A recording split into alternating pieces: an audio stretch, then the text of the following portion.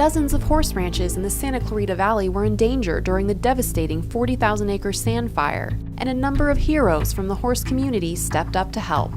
So when the fire started, there were only a certain number of trailers that were already within Sand Canyon, and CHP and the fire department had cut off access. So my rig was one of the ones that was still inside Sand Canyon. So we had people coming to Cobblestone Ranch where I was at and asking for people to come evacuate. So the first one that we went on was down Iron Horse Canyon, and it was extremely frightening. And as we were driving down, there was smoke coming everywhere. It was the middle of the day, but it was completely dark, and we looked up the road and we could actually see the flames. We felt the heat from them. So I got the trailer turned around and we opened up the back, and random people just came running up to put their animals in to keep them safe. Well, evacuating Meadow Ranch was very efficient because the fire was still up on the hill, so it wasn't a panic. So we were able to be very organized. All the professional haulers, there's a group of us that all work together. We all work the fires. We were able to, get them out methodically. We started with North Meadow Ranch and worked our way down to Main Meadow Ranch. Close to 350 horses were evacuated from Meadow Ranch by the end of the day, allowing Tita to return home to check on her own horses that night. By the next day, conditions had worsened in the Sand Canyon area. At some points, we'd see big plumes of smoke, so that was a little bit nerve-wracking because we really didn't know where the fire was. It surrounded me and we can't get out. Will you cover for me this time? So I got a call from Tita, and Tita had her horses in Sand Canyon and she had to stay there and protect them. Sand Canyon was completely shut down.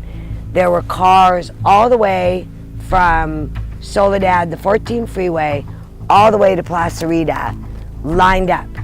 They couldn't get out. They couldn't get out.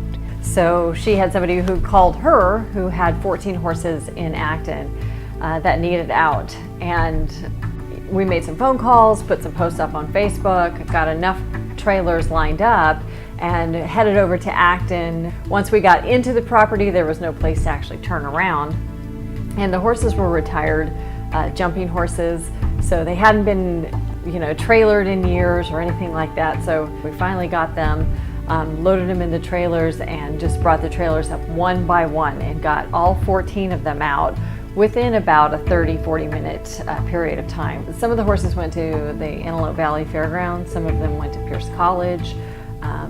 A lot of the horses went to local ranches that really donated their facilities and their food and their labor in order to take care of all of these animals during the evacuation. I believe we took in 47 horses, 2 mules, 6 goats, and a sheep. And a llama. People were asking for help on social media, and we had one of the girls was monitoring who needed what and would text them back, and we'd head on over with 5 or 6 trailers. Thanks to the heroic efforts of residents like Tita, Alan, and Cheryl, hundreds of horses' lives were saved. I have to tell you, as a horse person, it was extremely emotional and moving to see all of these people rallying around and to see an entire road full of trailers ready to help these animals. And we didn't know any of the people that we were going into. We had no idea where we were driving into. We just knew that there were animals there that needed our help.